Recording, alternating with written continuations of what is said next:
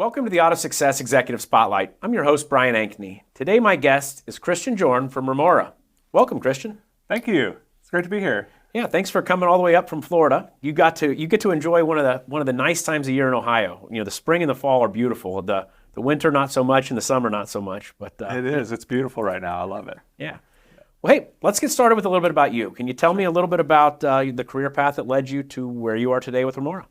Sure. I started out in the car business as a salesperson, and was at Santa Fe Ford in Alachua, Florida, a Central Florida, smaller, out-of-town Ford dealership. And I think I got recognized partially because I was bringing my laptop in a time before it was commonplace for salespeople to have a computer at their desk. And what I was doing was I was searching Craigslist for the word trade. Mm-hmm. And then I would find nice low-hanging fruit for deals, because people would literally be on Craigslist trying to trade their truck for a car or trade their car for a truck. And I'd call them up and I'd ask them about their car they're trying to sell or trade. And then as they're telling me about it, I'd stop them. I'd say, hey, you know, I am calling from a car dealership. I want your car because I want it on my lot. We're going to give you all the money for a trade. And it's truck country out here. It says you want a truck. We've got lots of trucks to pick from. Nice. And so those extra 4 or 5 deals a month moved me to the top of the board, got me really recognized, certainly helped me to become more financially free at that time in my life. And I fell in love with the car business. Mm-hmm. As it so happened, the BDC manager there was 19 years old, and all of a sudden ran out the door with the passwords. And so Greg, the owner, offered me some assistance if I would run the BDC. And so I started running the BDC, and that was an eye-opening experience for me. At the time, we're talking about 2004, 5, 6, 7. There was a lot of money to be made in special finance, and that's basically what we were doing. We were just bulk buying SPI-FI leads at a lot of them, and but it penciled out because we were selling a lot of gray credit area and secondary cars, and so that worked for a long time until 2007 when the financial collapse happened, and we saw all the money dry up. Mm-hmm. To the point where we weren't even sometimes able to get a very good credit buyer with money down. If they had too many open, we couldn't get them financed. So we stopped buying the special finance leads, and I was faced with a dilemma of how do we get good credit buyers to drive up and come from Gainesville, was our target market. And so I ultimately decided that would be SEO. We interviewed the companies around that did that and felt like I had trumped basically everybody in there that I could find. And we ultimately hired Dealer.com on the promise of link building. And that didn't pan out too well. So after about 6 months, we were very frustrated, and kind of opened my eyes to the industry. And so I was faced with a situation where we were just being lied to, and we weren't seeing any kind of results. And it got to the point where Greg was ready to fire Dealer.com, and he did. And then he asked me to take over the website. And then I did. And that ended up being such a game changer for Santa Fe Ford. It changed the whole course of my life, really, because it worked way better than I thought. Of course, I was heavily invested in that dealership's success, and so it mattered greatly to me that our website worked well and that we drove good traffic and leads. And we went from a kind of sleepy 80, 90 car a month store to about 140, 150 car a month store quickly. And that was on the back of good organic rankings in Gainesville, which was driving like all kinds of new buyers. So right in the teeth of the financial collapse, we were thriving. And I witnessed that change people's lives, including my own. Mm-hmm. But basically everyone at the dealership started making more money, and the whole environment changed. The Now they sell 200 cars a month, and often, and which is a lot for an out-of-town store. So that kind of changed the whole trajectory of my life. And I started a website company, and here we are 15 years later, still serving dealers. At some point in the car business, pretty early on, I realized that the best way for me to get what I want is to help other people get what they want. Mm-hmm. And that extended to my customers, my car customers, because I kind of turned into more of a car consultant, I felt like, more than a car salesman. But that also extended to the dealership, who I felt like, from my experience, wasn't getting a fair shake from their factory, which was kind of a shocker that the factory was not on the same page of helping the dealership sell more cars. Mm-hmm. But that was the reality then. I feel like that's still the reality now, that the interests of the factories are not aligned with the brick and mortar dealerships. And so while it seemed like the entire industry was covered up with so many competitors for car dealer website, it also seemed like the back door was wide open, because I had literally shopped all of them, hired the best one that I could find, and was hugely disappointed in the results and the work product and the attitude. And so I felt like there's probably an opening here to serve the car business. And I had so much success with Santa Fe Ford's website that I felt like this is too precious and wonderful to bottle up for one dealership. So I started Remora, and here we are today. Cool. Well, let's talk about personality. You know, dealerships all have their own personality. You know, I mean, every dealer has a tagline, and maybe they have multiple taglines. Some of them have waterfalls. Some of them have a big rock with a Jeep on top of it. I mean, they all have personality. When you're at the store, yes, how can a dealership really express that personality online? That's a great question, and really how important it is to differentiate your dealership online. Today, people shop for cars online, where it used to be they'd go to 4 or 5 dealerships in person. Now it's more like 1.4 dealerships in person. This is clearly because they're doing their shopping online. And then I really believe that 0.4 is coming from the ones that bounce from the first dealership. So people are making their decision before they come into the dealership on who they want to work with. Mm-hmm. And then some dealerships are going to be bouncing the customers when they have a bad experience. And that's where the 0.4 comes from, I really believe, because in my experience and from our data, people choose the dealership they want to work with and they go there first.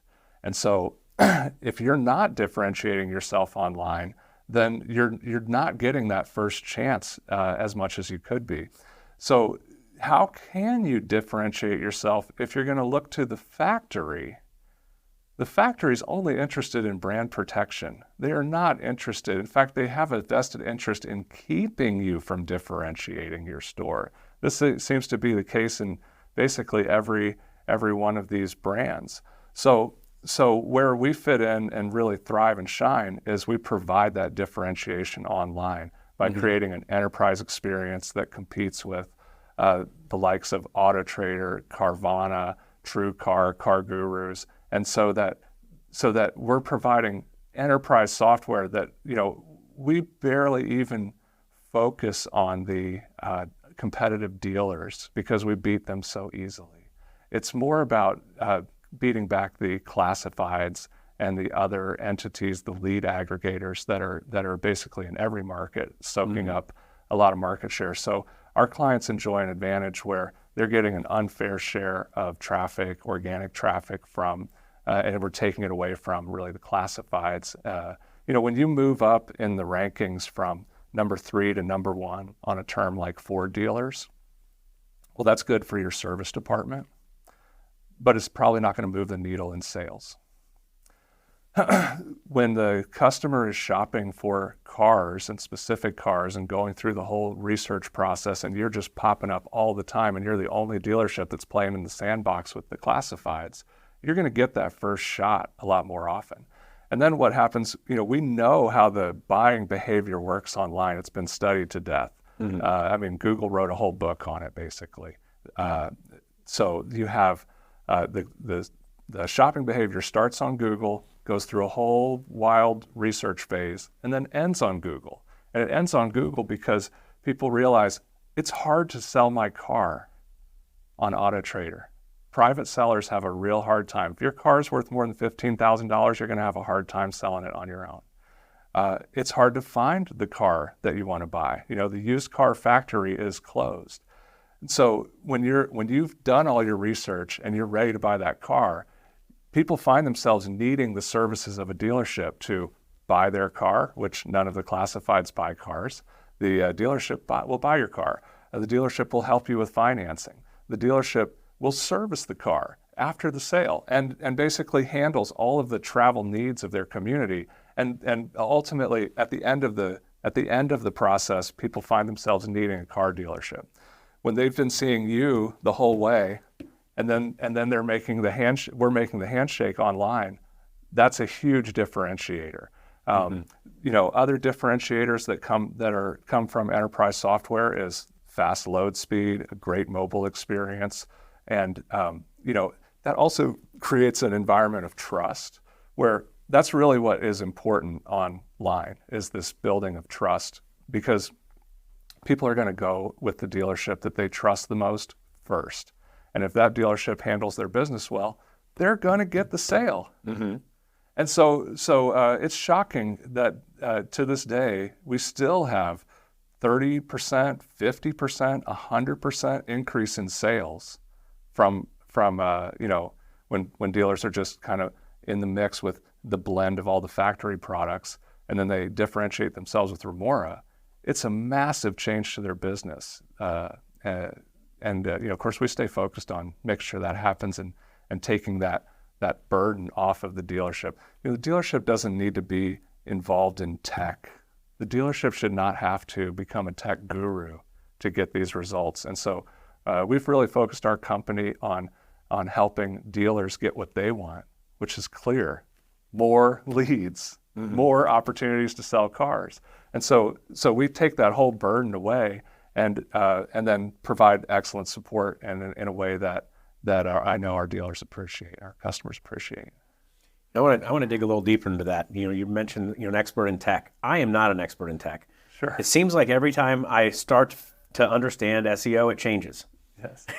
So I'm like two iterations behind. So let's talk about modern SEO. Like Yes. what is the modern SEO? What are dealers looking at, and like how does it work? Great question. Yeah. The modern SEO is really handled by your webmaster. It's a battle of software out there, and so Google's taking into account, as they always have, load speed and core. Now they call it Core Web Vitals, and they're looking at the user experience, where historically they would run a spider around and index pages and try to guess on what's happening on the website using things like domain age, link profile. Since the advent of Google Chrome browser, which is now the most used browser worldwide, they really have the holy grail of what they were always looking for, which is what is the experience that the user is having. And they're able to do that because in Chrome browser, there's an advanced privacy setting that says send usage reports and send usage statistics and crash reports to Google. So they're getting in real time, with or without Google Analytics, they know what people are doing on your website. They know how long they spend on the website. They know if they're having a good experience. They know if they're filling out forms, credit apps. They know everything that's happening on the website. So there's a huge advantage to be had by structuring the website properly and creating a great user experience. So we do both of those things, and the things that we do have been worked on and refined for over 15 years now. And so it actually gets stronger and stronger. It's gotten stronger and stronger. The interesting thing about SEO is that while Google can turn the knobs all they want and kind of adjust preferential treatment, the one thing that they can't really adjust is the input. So as a professional SEO, and you're really looking at what are the inputs that Google is going to judge quality on, and then maximizing those inputs. And so those inputs have changed, but not much over time, because it's always been the happy user. That's what they want to reward. Google has obviously a vested interest in their organic search results being good and that users being happy with that. So they used to talk about it as a long click or a short click. And so a short click would mean I did a web search, I clicked on the first result, I clicked right back to the search, I clicked on the second result, clicked right back to the search, clicked on the third result, clicked right back to the search. That's a short click. That's probably an unhappy user that's not finding what they want in search. Where the long click is they do a search, click on the top result, and they stay on that site. That would signal to Google that this is a happy user and this is probably a good search result. And so the short clicks they want to take a look at, see why they're getting short clicks. The long clicks, well, now it's just Google Chrome browser feeds them the engagement data right to Chrome in real time.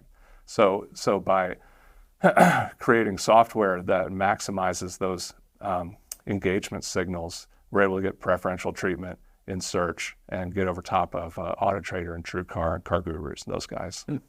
Let's talk tactics for a second, because I'm curious. Like, on a dealership website, what are some things that you can do to help to have fewer short clicks and increase the number of long clicks you're getting?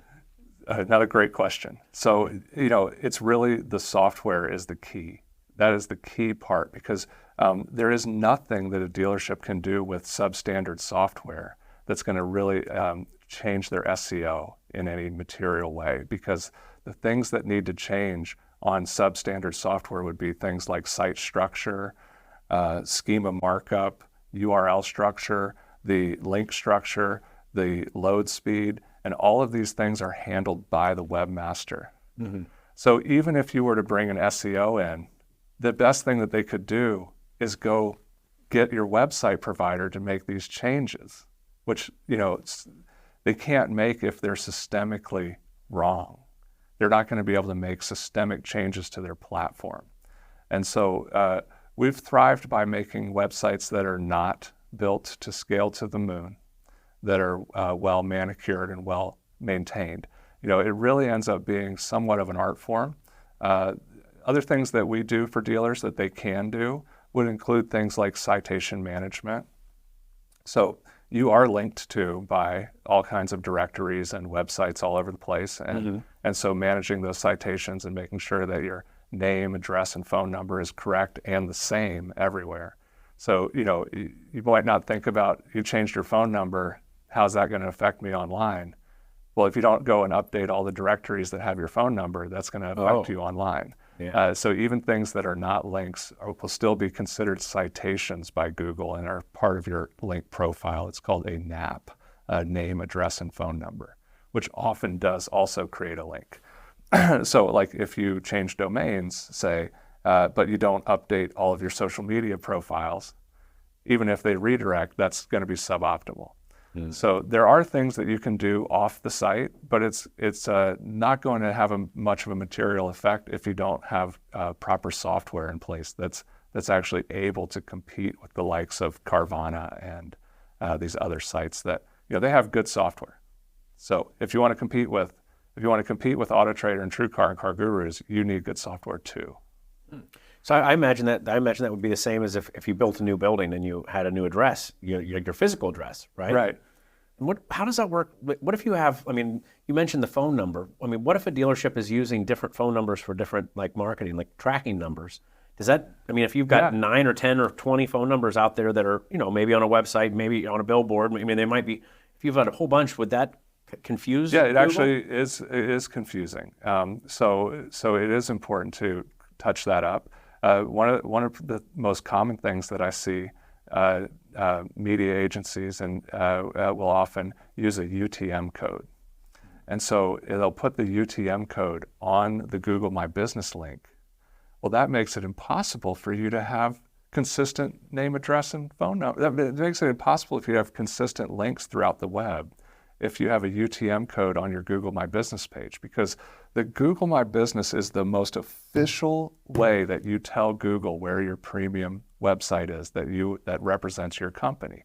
And so if you put a UTM code on there, it can't possibly match your social media profiles and all that other stuff, because it would mess up the tracking if it did, for one. And so it would become useless. But then it's not going to, because Google gives webmasters Search Console. Search Console will report on traffic that comes through the Google My Business page, so it's unnecessary to use a UTM code. I mean, I'm not against UTM codes. They're great in email campaigns and all kinds of things that you want to track. The UTM codes are great, especially for paid media. But using it on the Google My Business page is a common mistake that people make, and then it actually hurts their preferential treatment in search. They're going to have less visibility online simply because of that. So that's something that dealers can definitely go check on and see if they have that. If they do, they just need to log into their Google My Business profile and remove that UTM code, and then ask their media agency to look at the Search Console for that traffic instead of Google Analytics. Cool. Yeah. Well, you can't talk tech without talking AI these days, right? I mean, you can't even turn on the radio without hearing about AI. I mean, it's everywhere.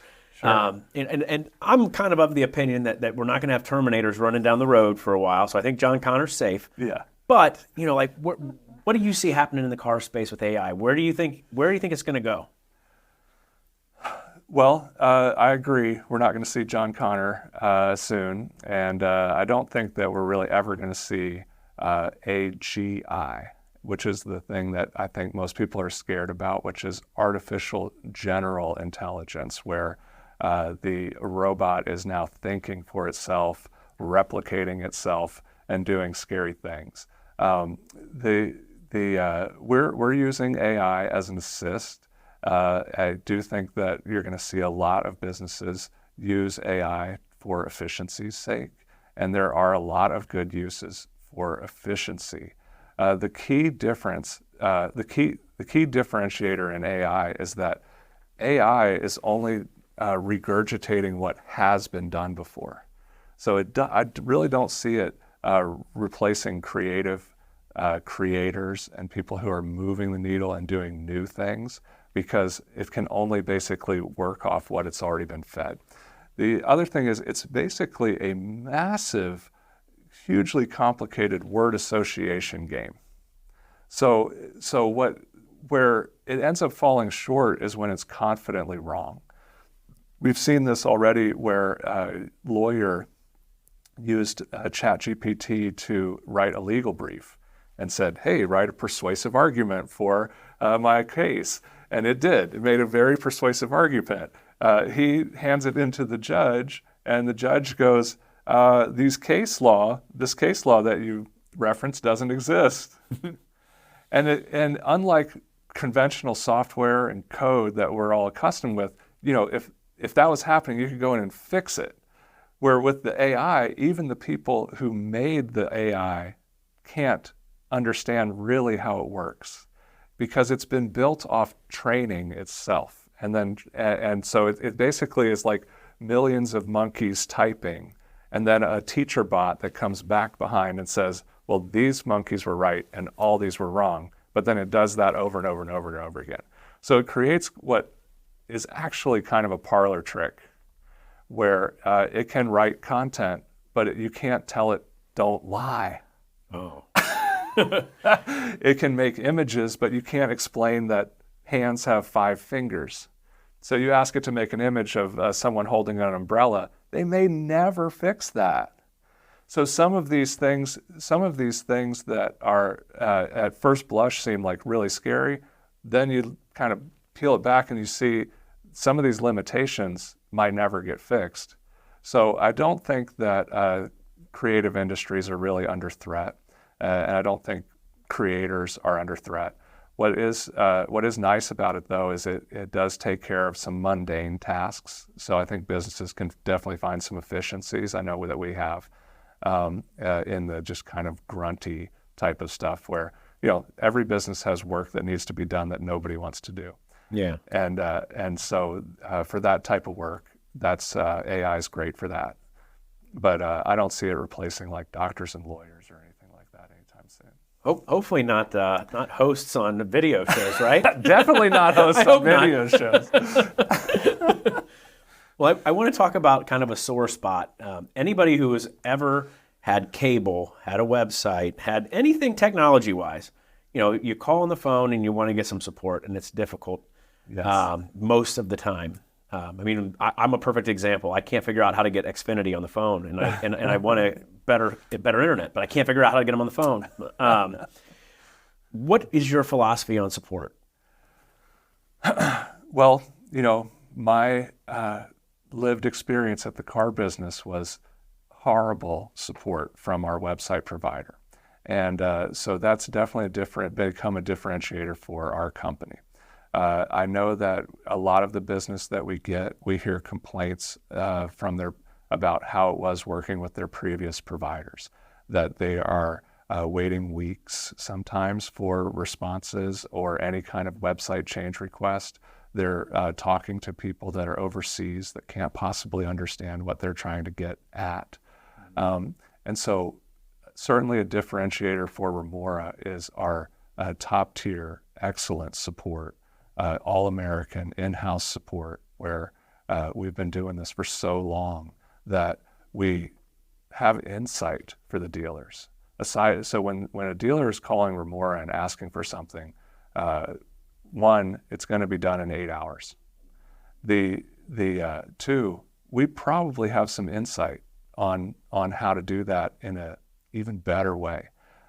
We have tight integrations with basically every third party that a dealership could hire. Mm-hmm. And so what that means is that it keeps our sites loading fast.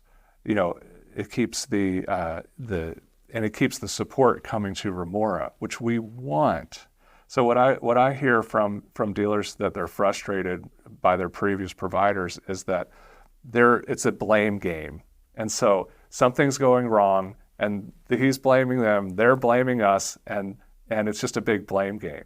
Well, because we have tight integrations with everybody and we're taking on all the support, there's no blame game. We want control. So we're not really interested in framing everything in and embedding everything, because we want everything to load at the same time.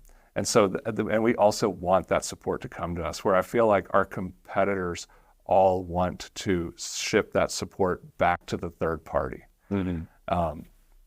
So this, even though our portal that the dealers have access to, they can do a lot of things on their own and make changes to the website that change instantly, we still encourage them to send even small changes to us so we can do them, because even something like adding an image that's not optimized for web can really derail the load speed of the page. Mm-hmm. And then that load speed contributes to SEO, contributes to their traffic, and has a lot more impact than, say, just a user having to wait a little longer. Even if your website is just 20% better than all the rest of the websites out there, that's the difference between number one on Google and buried on the second page or worse. Oh. And so we're in this industry where it's like small edges actually make an insane difference, because that's the difference between ranking number one or on the top page and getting traffic from organic search or complete obscurity. Mm-hmm. I've heard before, where's the best place to hide $1 million is on the second page of Google. I didn't even realize it had a second page, right? Yeah, no kidding. I'm just kidding. Christian, thank you for coming. Is there anything more you'd like to share with our audience? Yeah, I mean, I'd like to encourage dealers to really consider how are they going to differentiate themselves online with a provider that's serving everyone in their market. It's a massive change.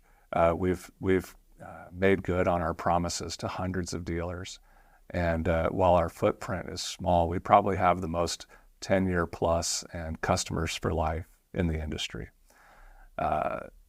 Taking the brain damage away from the technical aspect of your business is a game changer.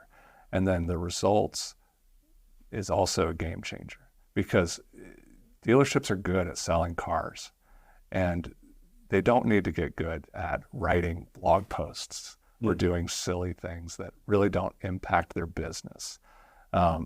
So by having a real partner that is in it to win it with you, and really just changes everything at the store. It changes the entire environment and just lifts the culture. And we've seen this change a lot of stores. So yeah, I can't encourage dealers enough to really consider solving this with a qualified expert partner. And as far as I can tell, I don't see any peers for Remora. Dealers get sold SEO, get sold websites, but if it doesn't say Remora on the bottom of it, you don't have this. Great.